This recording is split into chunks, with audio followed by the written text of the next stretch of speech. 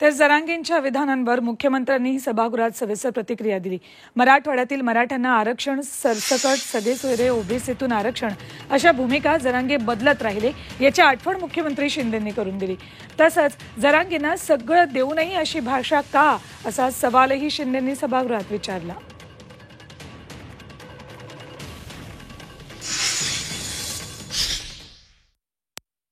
सरसकट हे आरक्षण प्रमाणपत्र हे देताच येणार नाही। त्यांना सांगितलं कायदेशीर हे टिकणार नाही, कायद्याच्या कसोटीवर टिकणार नाही। अनेक लोक कोर्टात गेले होते, त्यांचे सहकारी देखील कोर्टात गेले होते, परंतु कोर्टाने ते फेटाळलं, रिजेक्ट केलं।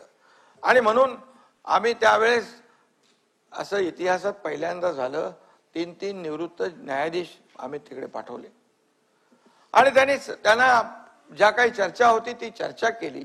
त्यानंतर मग दूसरा विषय आला, अमृत नोनी आर्थो प्लस।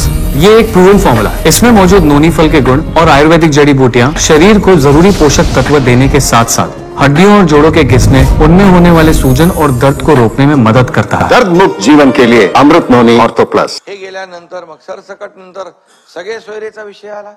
त्याच्यानंतर मराठवाड्याची व्याप्ती सोडून अख्ख्या राज्याला तुम्ही कुणबी प्रमाणपत्र द्या, कुणाची मागणी नव्हती। त्यांचं म्हणणं होतं आम्हाला मराठा आरक्षण पाहिजे, इतर लोकांना मराठवाड्यामध्ये कुणबी प्रमाणपत्र पाहिजे, हे मिळत नव्हते, ते मिळू लागले। आणि इतर मराठवाडा सोडून ज्या लोकांची मागणी होती आम्हाला मराठा आरक्षण मिळालं पाहिजे।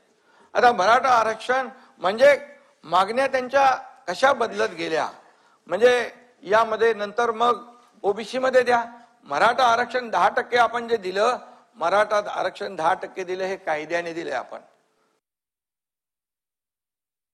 सरकारने केलेलं काम मराठा समाजासाठी ते ऍक्सेप्ट करायच्या ऐवजी सरकारवर टीका करणं, त्याचबरोबर मला देखील मुख्यमंत्री म्हणून मला देखील माझी पण सगळे काय काढायची ती काढली, उपमुख्यमंत्री, सगळे मंत्री। अरे असं कधी होतं काय, असं कधी चालतं काय?